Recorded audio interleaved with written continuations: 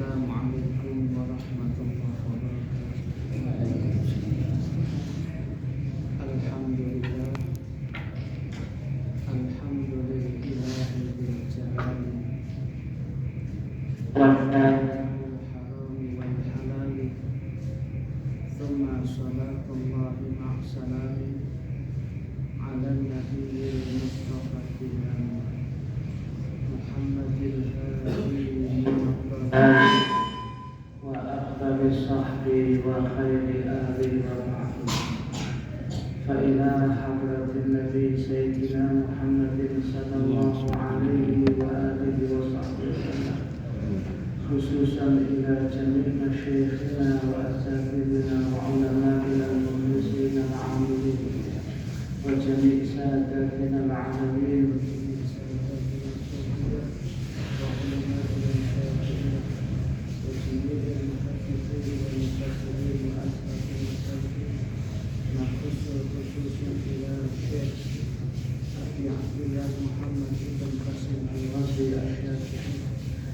والشيخ أحمد بن حسين الأصبهاني والشيخ إبراهيم البيجوري أن الله يتغشاهم جميعا بالرحمة والمغفرة ويعيد علينا من بركاتهم وأسرارهم على هذه النيات ولكل نية صالحة. الفاتحة.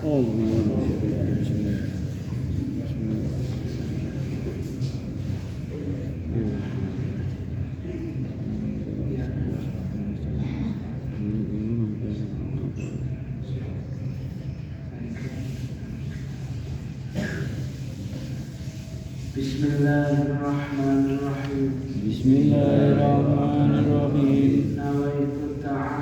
Nawaitu ta'alluma wat-ta'lima wat-tadhakkura wat-tadhkira wan-naf'a wal-intifa'a wal-ifadata wal-istifadata wal-hassa ala tamasuki bi kitabillahi wa sunnati rasuli wa du'a ila al-huda wa talalatal khair ibtira'a wajhillahi wa mardatihi wa qurbihi wa sawabi. Hadirin sekalian, jamaah mushola Darussalam yang senantiasa dimuliakan oleh Allah. Malam hari ini kita akan melanjutkan fasal masih sama dengan sebelumnya. Faslun fi faraidil muslim. Fasal tentang fardunya mandi besar. Sebagaimana yang sudah kita sampaikan pada bahwasanya mandi besar itu ada faraidnya, ada fardu-fardunya yang perlu diperhatikan, yang sudah kita sampaikan kepada panjenengan. Yang pasti ada satu asya, ada tiga. Yang pertama, niat mandi besar sudah kita bahas. Kemudian yang kedua adalah yang sudah kita sampaikan, wa izalatun najasah, menghilangkan najis. Kalau memang pada badan orang yang mandi besar itu ada najasahnya.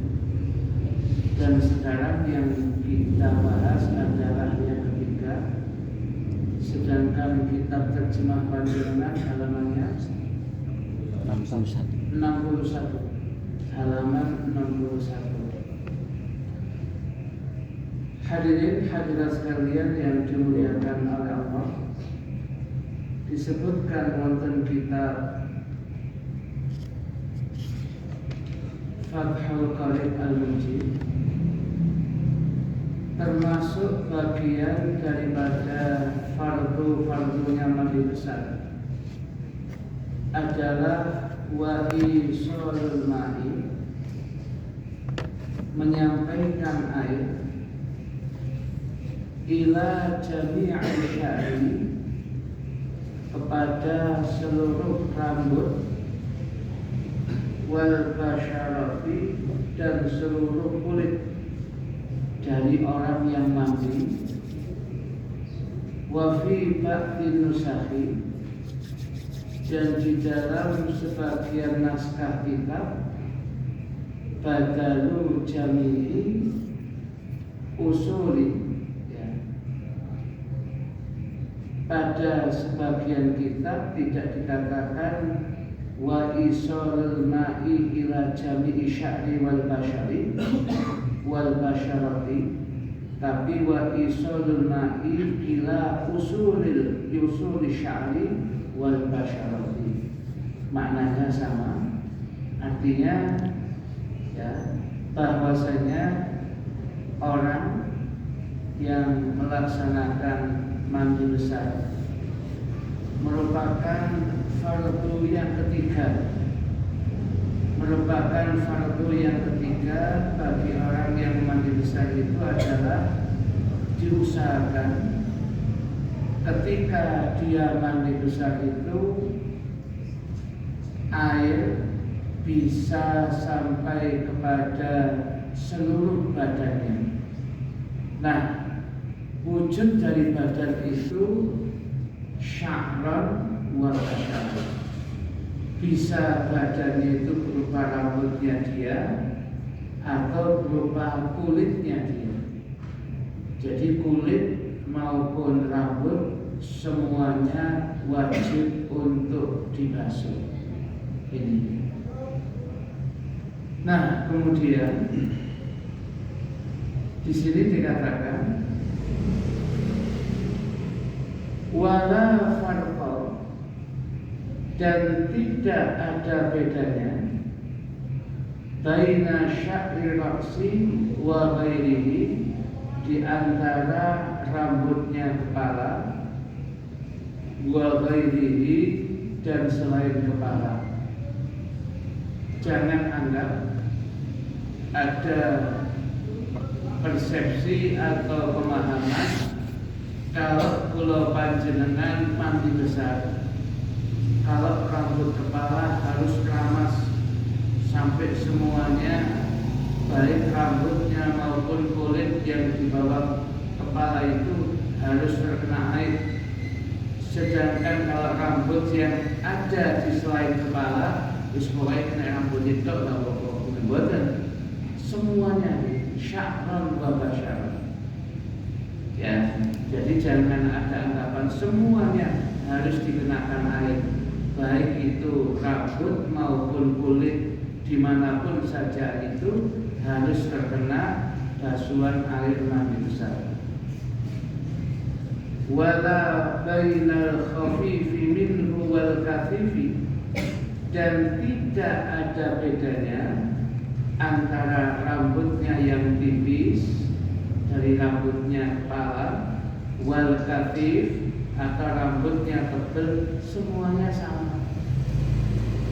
Ya, sementara ketika kita berwudu berkaitan dengan brewok atau jenggot, kalau kemudian tebal cukup luarnya saja.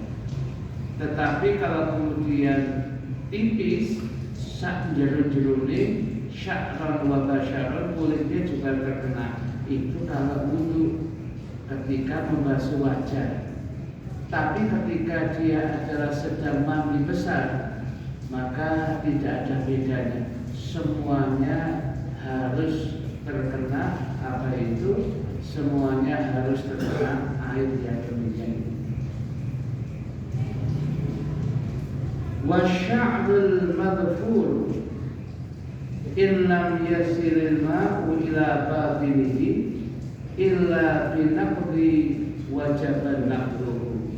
Nah, Kemudian di sini dikatakan ya, dalam kemudian kita melaksanakan apa itu, melaksanakan mandi besar itu, dalam proses kita kemudian mandi besar itu, ya, di sini ada ungkapan wasya'rul madhfuru, ada rambut itu yang kemudian madfur. Wonten kita madfur di terjemahannya ada. Wasya'rul madfuru, rambut yang apa itu, madfur itu yang digelung. Ya. Ya, atau kami di kelapa atau di gelung. Di atas kacamata itu. Nah, jadi yang diberikan atau di kelapa. Nah, ada sebagian di antara manusia itu ketika baik mungkin laki, ya banyaknya perempuan, rambutnya digelung. Ya. Nah, atau kemudian dikelapkan, atau kemudian yang ditaruh di atas itu. Nah, in lam yasilil ma'u, apabila air itu tidak sampai ila batinihi, kepada bagian dalamnya, illa kecuali binaqdi, dengan melepasnya, wajiban naqdu, maka wajib melepasnya. Ini masalah oke. Artinya kadang-kala dengan digelung itu, katakanlah dikelapkan, itu sudah cukup, kemudian harus kemudian diurai. Tetapi kalau kemudian dengan dikelapkan, digelung itu, kok air nggak bisa masuk kecuali dengan diurai, dibuka nih kelapangnya atau gelungnya, ya wajiban naqdu, wajib yang demikian. Karena intinya air harus bisa sampai kepada rambut itu semua. Ya, ini. Wal muradu bil basyarah, sedangkan yang dimaksud dengan ungkapan basyarah, apa sih yang dimaksud dengan ungkapan basyarah itu? Yang dimaksud dengan ungkapan basyarah itu, ya di sini dikatakan zahirul jilbi. Yang dimaksud dengan ungkapan basyarah itu adalah zahirul jilbi, kulit yang bagian luar. Jadi kulit yang bagian luar ini disebut dengan ungkapan, ya, disebut dengan ungkapan basyarah. Saya ulangi lagi, kulit yang bagian luar ini disebut dengan ungkapan basyarah. Dan orangnya yang langsung ada kulitnya seperti ini namanya basyarun, makhluk yang langsung berkulit. Kanjeng Nabi Muhammad SAW disebut khairul basyar, sebaik-baiknya manusia yang langsung ada kulitnya.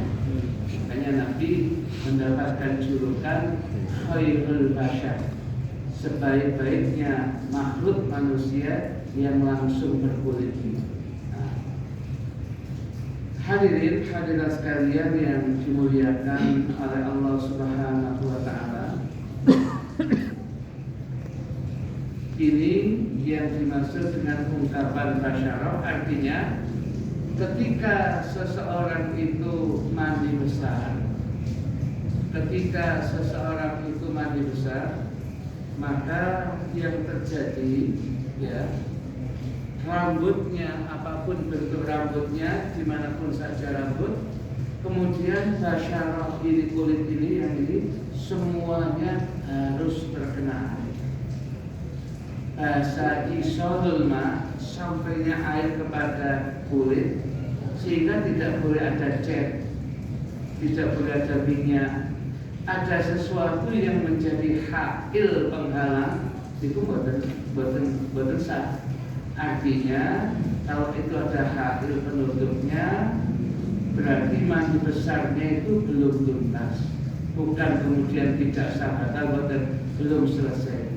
Ya terus solusi yang tidak mau aja, tinggal itu disiram selesai. Sebab mandi itu tidak ada unsur tertib lain dengan wudhu, harus berurutan. Nah, kemudian lagi ya ada masalah malik wonten satu kali wajibu dan wajib ghaslu ma dhahara min somakhai udunaihi. Laras ni ada ya masalah betul ya. Masuk keluar khawatir syarat dalam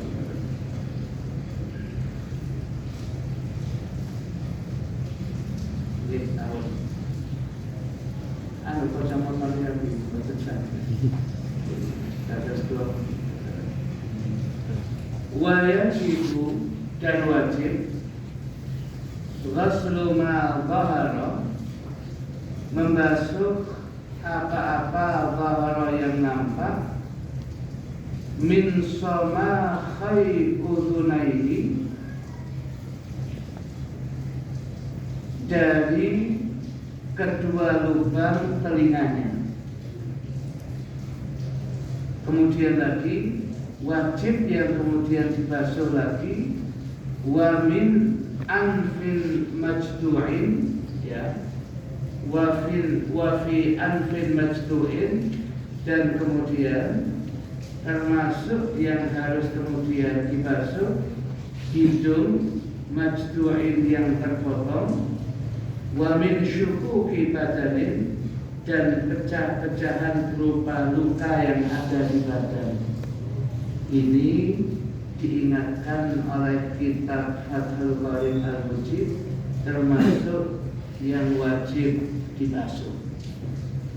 Artinya ketika proses seseorang kemudian mandi besar ini, ketika proses membasuh tubuhnya, ada kedua telinganya ini, kedua telinga ini masih kelompok luar, maka ketika harus dimasuki air sekalipun tidak sampai ke dalam. Nah kalau orang itu pas tengah-tengah Ramadan, dia kemudian tidur, kemudian ikhtilaf, kemudian keluar mani, berarti kan dia harus mandi besar. Dia mandi besar tetap ini dimasuki air, tapi kudu hati-hati. Artinya mandi besar dalam kondisi puasa itu masih bisa, pokoknya dia ya nggak boleh kan memasukkan dalam kita itu kan kata. Ya kalau nggak puasa nggak terlalu, tapi kalau puasa cukup yang lubang ini kemudian ya. Sebab dalam hadis Nabi pernah mandi besar setelah azan subuh di waktu bulan Ramadan. Berarti kan sudah mulai kosong. Nah itu berarti bisa begitu. Nah, jadi dimasuki telinganya dengan air, ya lubang telinganya, tapi secukupnya. Mereka kosong berojok ini bahasa Ramadan. Nah, kemudian malik ya wa min anfil majdu'in, termasuk yang harus dibasuh adalah hidung orang yang terpotong. Ada sahabat Nabi itu di dalam satu kisah itu, sahabat Nabi ini ketika peperangan sebelum Islam, ya dia pernah mengalami peperangan itu membela sukunya, dan dalam peperangan itu ya hidungnya dihantam oleh pedang sampai lepas saja. Jadi hidungnya gerowong, ya, masih ganteng oleh gerowong, pun hilang gantengnya ini. Nah, sebab namun yang namanya hidung itu 50-60% tergantung di hidung. Ya, Ya, hitung hilang berarti 60 hilang. Berkait tentang turut ya itu. Nah, ketika sahabat itu kemudian hilang.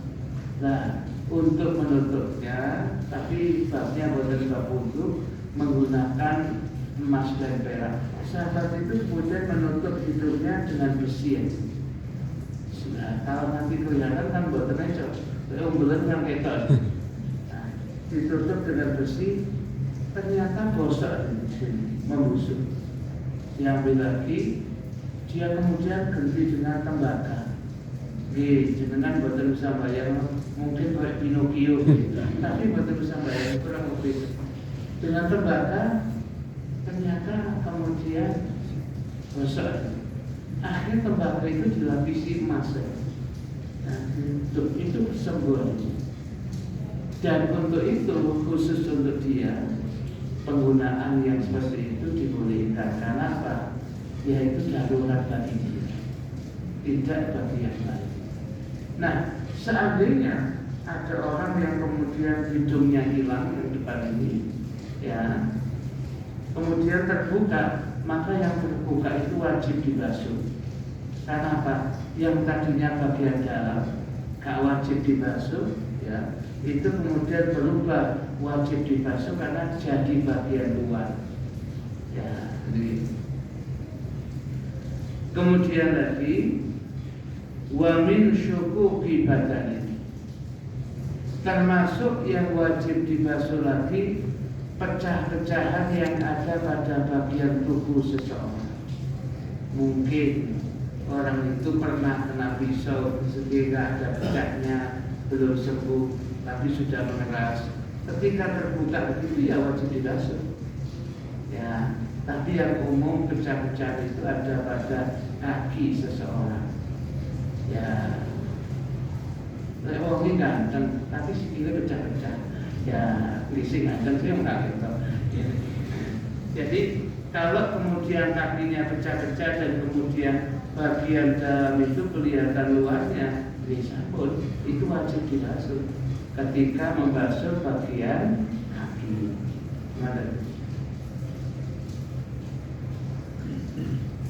Kemudian dilanjutkan wonten kitab Fathul Bari Al-Mujib, wa yajibu dan wajib isolul ma'i, menyampaikan air, ila ma tahtal kulfati minal aklafi. Wa yajibu dan wajib isolul ma'i, menyampaikan air, ila ma tahtal kulfati, kepada bagian tubuh, bagian daripada kulit atau tubuh seseorang, tahtal kulfati, yang ada di bawah kulfah. Nanti saya jelaskan, minal aklafi, dari seorang aklaf. Hadirin, yang namanya kulfah ini syariat ini, jadi ngaji batas boten niat terus boten, tapi supaya pengen jelas. Ngapunten, alatnya laki-laki itu ketika belum dikhitan ada penutupnya, daging penutupnya yang ketika dikhitan dagingnya itu harus dihilangkan. Lah, daging penutup yang wajib dihilangkan itulah bahasanya al-kulfatu, kulfah. Cuman kiai-kiai sini golek lafaz terjemahan yang boten wonten, akhirnya wal kulfatu lan kulfah, kata-kata kulfah gak pati ono, faedah pati iso, dadi ini kulub tadi. Ya, wal kulfatu lan kulub, ono kulubaran, maksudnya daging penutup pada alatnya laki-laki itu yang ketika dikhitan wajib dihilangkan. Itu namanya kulfah atau kulub. Sedangkan orangnya yang masih ada kulfahnya, artinya orang yang belum dikhitan, bahasa Arabnya al-aklafu, aklaf. Itu bahasa Arab. Kalau ada disebutkan al-aqlabu berarti laki-laki yang belum khitan sebab kulfahnya masih ada. Nah, kulfah itu ya ketika orang kencing itu mesti di bawah kulfahnya itu ada sisa kencingnya itu, kotorannya itu. Maka ketika dia beristinja, mohon maaf, wajib dibuka dan kemudian disiram. Dan itu kalau nggak biasa sakit lagi. Nah, supaya tidak buka tutup botol itu lebih bagus apa? Khitan. Gak apa-apa lagi buka tutup toko, gak apa-apa. Lagi ngeten ya, dan itu bisa menyakitkan dan bisa luka. Nah, dengan khitan itulah kemudian selesai masalah. Nah, kemudian sebab kalau kemudian ketika orang itu hanya kemudian disiram pakai luarnya di dalam kulfahnya, kulupnya belum dibersihkan, berarti dia masih ada najisnya. Bahasa fikihnya hamilun najasa. Dia orang yang mengandung najis. Kalau masih anak-anak dimaafkan, maksudnya kalau dia masih kecil, usia 3 tahun, 4 tahun, kepingin sholat, di samping cara sholatnya masih mungkin masih kurang, dia masih dimaafkan. Tetapi kalau kemudian sudah balik, dia kemudian masih akhlak, belum khitan, nah itu bermasalah. Di sini dikatakan baik ketika istinja maupun ketika mandi besar wajib menyampaikan air ila ma tahtal kulfati minal akhlafi, menyampaikan air pada seluruh menyampaikan air pada bagian bawahnya kulitnya itu minal akhlafi, dari orang yang belum dikhitan. Paham ya? Hadirin hadirat sekalian yang dimuliakan oleh Allah, maka melakukan khitan itu kalau belum balik hukumnya sunnah dan ideal. Jangan sudah balik baru khitan. Ya, kalau kita sudah balik kan berarti SMA gitu. Ya, kemudian kita di SMA mau ditentangan kayak gak pantas. Ya, bosan pantas gitu. Nah, oleh karena itu, ya khitan yang terbaik, maka malah kata Dr. Mustafa saat itu, khitan yang terbaik adalah ketika khitan itu dilaksanakan anak semakin kecil. Anak ketika itu masih kecil, masih bayi, hitungannya 7 bulan sebelum sampai 1 tahun. Kemudian kok dia ini kemudian sudah dikhitan, itu lebih bagus yang demikian. Di samping darahnya tidak terlalu banyak, sembuhnya lebih cepat lagi. Ya. Tetapi khitan bayi itu kan masalahnya lain khitan cili kalau bubuannya. Ya, padahal niku juga penting. Kadang-kadang bingung anak harus kawin kabeh, butuh ya sekitar kabeh. Kalau tadi masak sepido, kok butuh kemudian ponaan tekok, dua sore di kita nol kampung. Ya, minimal menambah dana. Ya. Nah, jadi kembali kepada bahasan kita, bahwasanya kewajiban kita pokoknya sya'ran wa basyaran, seluruh rambut, seluruh kulit wajib kemudian untuk dibasuh ketika mandi besar. Namun tenali niki fikih supaya kita tahu, lek boten dijelaskan beten khawatir orang salah tangkap, salah terima, gagal fokus. Ya. Wa ila ma yabdu, wajib kemudian air itu juga sampai ila kepada mayatu apa-apa yang nampak. Nah, betul min farjil mar'ati, nah betul dari alatnya perempuan inda qu'udiha ketika dia duduk liqadha'i hajatiha ketika dia buang hajat. Yang apa yang nampak ketika mandi besar wajib dibasuh. Nah, betul tapi harus dijelaskan ya, lebih-lebih para suami harus tahu untuk bisa menjelaskan, memberikan syarat dan khasiat ya kepada para istrinya ya. Jangan disuruh ustaz seperti kita bolak-balik jangan menjelaskan, jangan jelaskan sendiri ya. Jadi kewajiban panjenengan ya. Jadi termasuk juga wajib air itu sampai kepada bagian daripada alatnya perempuan ketika dia duduk apa yang nampak ya, ketika dia qadha'il hajat buang hajat itulah yang wajib dibasuh gitu. Kemudian terakhir penutup setelah itu tanya boleh wa mimma yajibu ghusluhu ya, termasuk kemudian ya yang wajib kemudian dibasuh ya, yang wajib dibasuh lagi ya. Wa mimma yajibu dan di antara bagian badan yang wajib ghusluhu dibasuh adalah al-masrabatu ya. Al-masrabatu tempatnya keluar kotoran.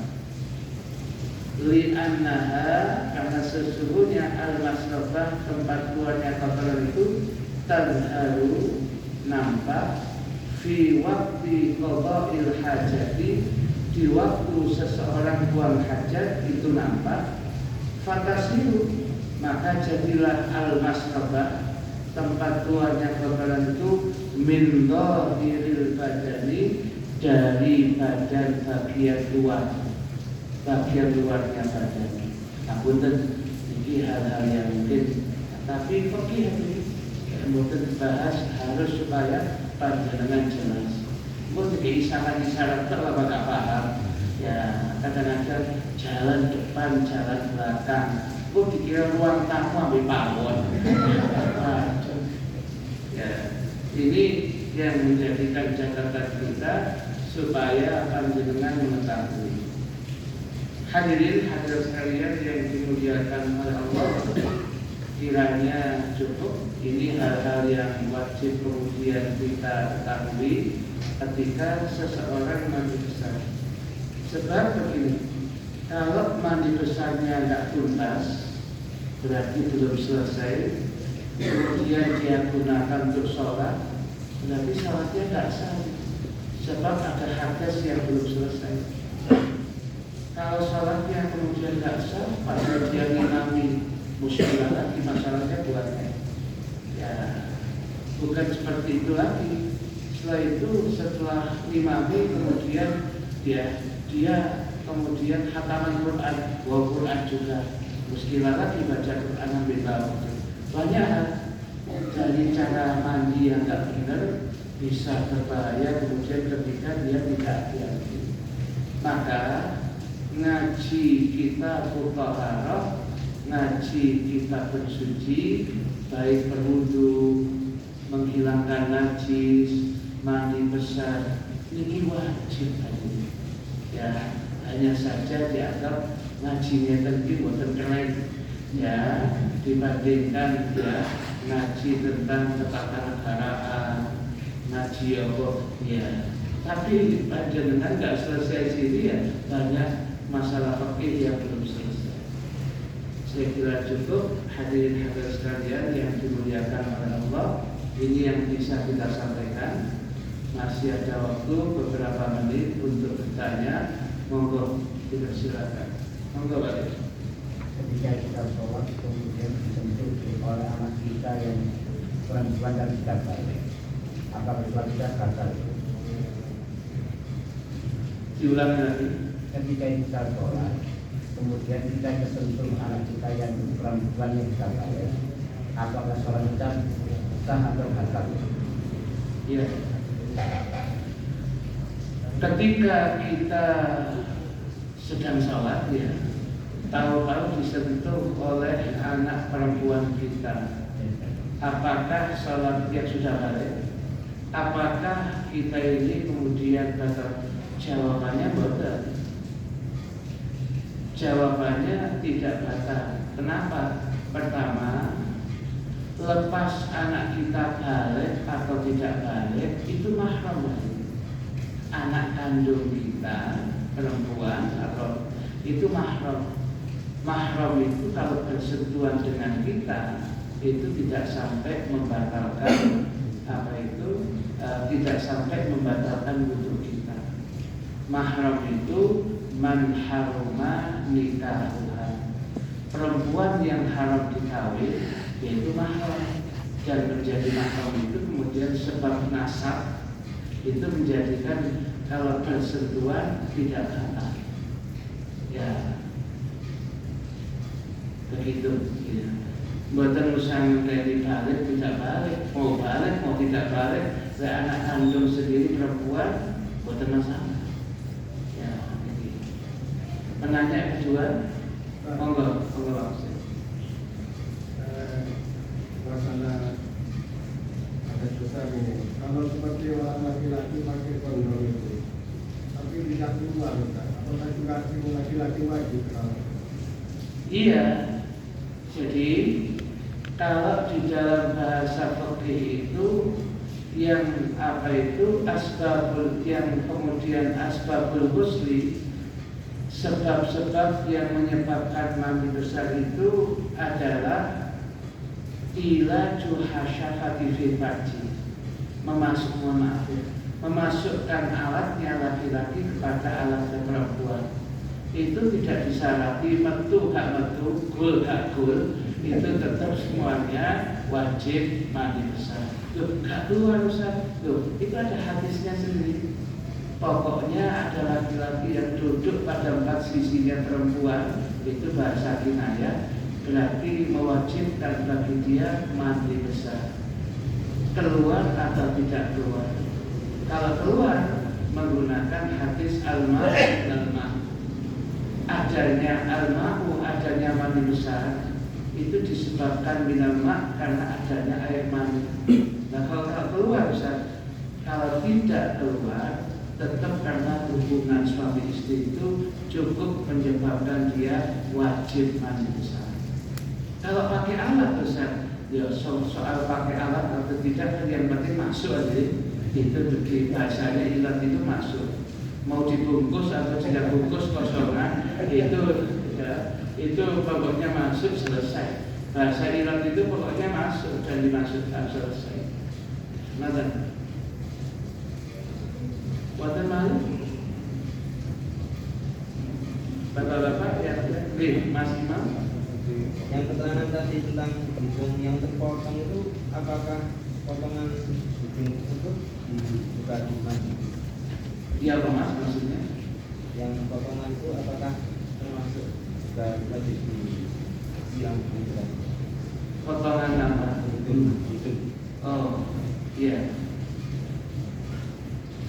Kalau ketika proses yang namanya hidungnya ini kemudian lepas itu dalam kondisi dia berhadas besar, ya bahasa idealnya juga wajib dibasuh.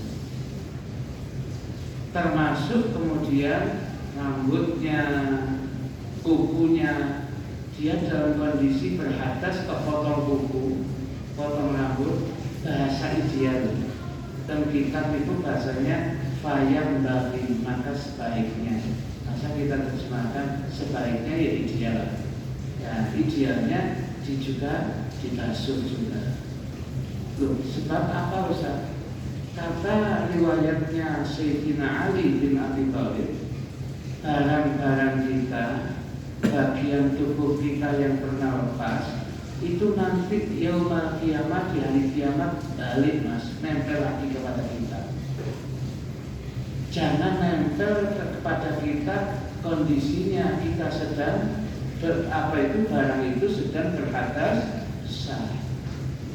Maka bahasa kitab itu yang bagi maka sebaiknya, bahasanya sebaiknya, tidak sebuah keharusan, karena tidak dikatakan keharusan, tidak dikatakan sebuah keharusan sebab barang itu sudah lepas dari tubuh kita.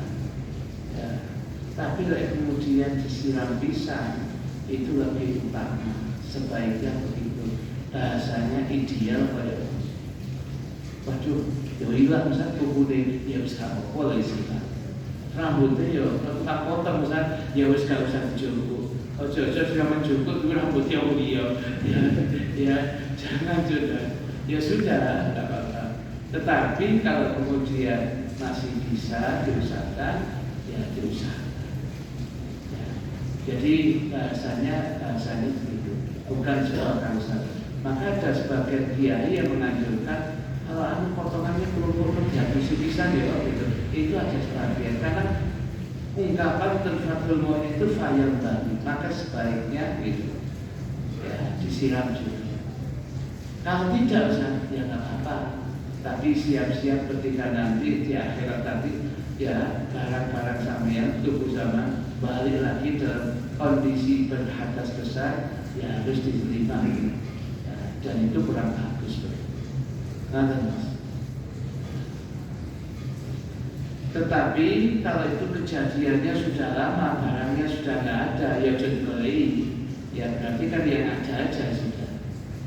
Jadi sunnahnya Mas Imam dan yang lain, apapun kata Hirtullah ada, potong kuku, bahasa ideal ini, potong rambut, bagian tubuh kita yang terlepas, idealnya dikembalikan ke bumi ini sunnahnya. Apa?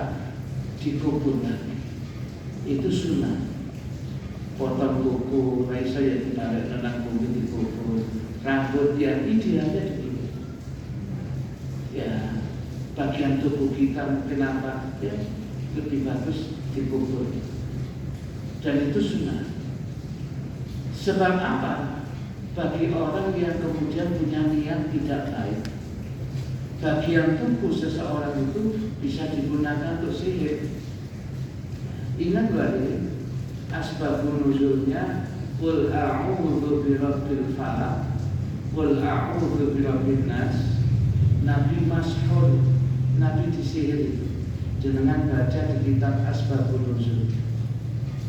Nabi disihir itu menggunakan apa? Oleh tokoh dukunnya Yahudi namanya Labib.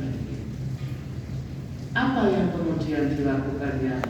Labib meminta kepada anak kecil Yahudi yang pernah ikut di rumah tangganya Nabi untuk kemudian mengambil rambut-rambutnya Nabi yang ada di al-mushtu, ya sisirnya Rasul yang biasa menyisir, itu sisa rambutnya yang dibuat Nabi, nah digunakan untuk kemudian ya digunakan untuk sihir.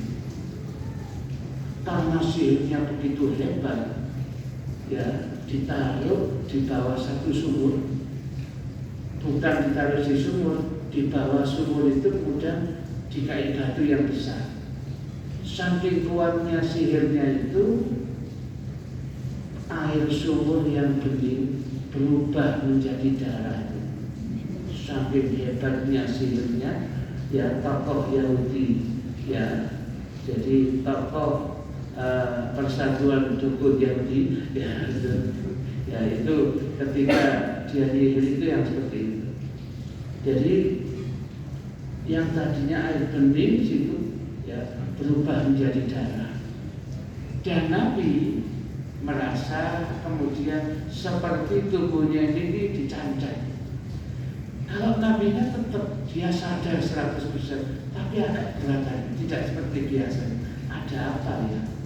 Ya, tapi dia merasa. Kemudian Jibril turun, ya Rasul, panjenengan disihir oleh yang namanya ini. Alat ya, sedangkan alat sihirnya, ya alat-alat praktek dukunnya itu di wonten pasar ya. Ya, di wonten praktek pasar itu kiwonten jadi boleh kena cilik semuanya lengkap di wonten pasar itu. Jadi dan alatnya itu rambut panjenengan diambil digunakan untuk dan diikat di satu diletakkan di bawah sumur. Nah, terus bagaimana solusinya juga? Suruh sahabat untuk kemudian turun ke bawah membuka buhulnya, ikatannya satu persatu dengan mengucapkan dua surat yang saya bawa ini. Nah itu asbabun nuzul al-mu'awwidhatain. Qul a'udzu birabbil falaq dan qul a'udzu birabbin nas. Yang ditugaskan Sayyidina Ali bin Abi Thalib turun ke bawah, dia buka satu persatu. Qul a'udzu birabbil falaq dan qul a'udzu sampai selesai seakan-akan Nabi lepas dari ikatan sesuatu. Ya, tubuhnya kemudian ringan lagi. Sebelumnya nggak berat Nabi, tapi semuanya masih utuh. Nabi tetap bisa melakukan itu, tapi ada yang membebani. Kata Sayyidina Ali, kalau bukan seorang Nabi, seorang Rasul yang dijaga Allah dan malaikat, kalau manusia biasa, jablas itu hitungan detik. Ya, sampai kuatnya orang Yahudi, kalau kemudian jadi orang Yahudi itu begitu, kelompok Netanyahu itu, ya itu gitu gendeng. Ya. Nah, hadirin hadirat sekalian yang dimuliakan oleh Allah, apa hubungannya dengan kita? Loh, ternyata rambut itu bisa digunakan begitu. Maka sunahnya ditanam hadirin. Ya, kalau bisa. Apa kalau enggak dimasukkan plastik dibuat? Ya. Minimal dibuat. Kadang-kadang kalau orang tidak hati-hati ya rambut itu dibuat mau tidur ya udah ya tiga dulu ya. Jadi ini menjadi kehati-hatian kita. Sinten sak sinjir kula nggih mboten wonten rugi nggih gawe dhewe gak sumbut sampai biaya. Dia kemudian tokoh ngono gawe dhewe ketiang ngampung kampungan. Monggo cukup nggih iki. Nggih, terakhir masih nggih. Akhirul masalah. Salat mandi besar bagi orang yang memakai rambut sambungan. Kalau rambut sambungan itu pertama Mas, menggunakan rambut sambungan itu ada unsur taghyirul khalqi, mengubah ciptaan Allah juga itu haram. Ya. Kalau kemudian berarti kalau rambut sambungan kan berarti rambutnya dicopot kan? Iya Mas. Oh disambung. Ya. Kalau memang rambutnya itu disambung, alasan disambungnya apa? Kalau itu memang kesehatan dan pemahaman saya disambung itu sambung mantan langsung sakit dicopot paling boten. Kalau kemudian itu kalau bahasa kita bukan disambung dia ditanam deh Mas. Bahasanya rambut itu ditanam akhirnya bisa tumbuh. Ya, kalau begitu ya itu bagian dari pengobatan seseorang. Berarti rambutnya ya rambut dewi itu wajib yang dikenakan oleh ahli. Kalau rambut sambungan sama dengan ini Mas, ya kulit kita ini ya karena orang itu lama boten adus, akhirnya debu itu kemudian menyatu dengan kulit. Bahasa begininya talah hama, mendarah daging, ya. Ini bahasa anunya talah hama, mendarah daging. Untuk bahasa kerennya membadak. Ya. Niki lagi jogo, niki kulitnya kadut Mas. Lagi jogo kulitnya kadut. Loh, kalau itu berarti kulitnya asli sudah. Tapi karena jenis kalau terima, ya, jadi itu yang wajib kemudian dibasuh. Ya, yang wajib dibasuh itu. Kok rambut rambutnya pasangan terus kayak copot sudah menyatu rambutnya, ya sudah wajib dibasuh juga. Itu maksudnya. Ya, si rambut angkot itu kalau kemudian membasuh rambut si rambut suwe kados sampai gimbal, nah itu ya nonton gitu rambut suwe itu gitu. Itu sampo itu nggak cukup, 10 nggak cukup ini. Ya, balik. Ya, gitu. Ya, rambut angkot itu. Kata nyanyi regian barang kata dari rambut. Menurut si kerongkonnya gitu kata itu, ya. Saya kira cukup yang demikian itu. Bismillahirrahmanirrahim. Alhamdulillahirabbil alamin. Allahumma shalli wa sallim ala sayyidina Muhammadin wa ala alihi wa sahbihi ajma'in. Allahumma qsim lana min khasyatika ma tahulu bihi bainana wa baina ma'siyatik, wa min ta'atika ma tuballighuna bihi jannatak, wa minal yaqini ma tuhawwinu bihi alaina masa'ib ad-dunya, wa matti'na bi asma'ina wa absarina wa quwwatina ma ahyaytana, waj'alhu al-waritha minna, waj'al fa'rana 'ala man zalamana, wansurna 'ala man 'adana, wa la taj'al musibatana fi dinina, wa la taj'al ad-dunya akbara hammina wa la mablagha 'ilmina, wa la tusallit 'alaina man la yarhamuna. وحسبنا الله ونعم الوكيل ولا حول ولا قوة إلا بالله العلي العظيم وصلى الله على سيدنا محمد النبي الأمي وعلى آله وصحبه وسلم والحمد لله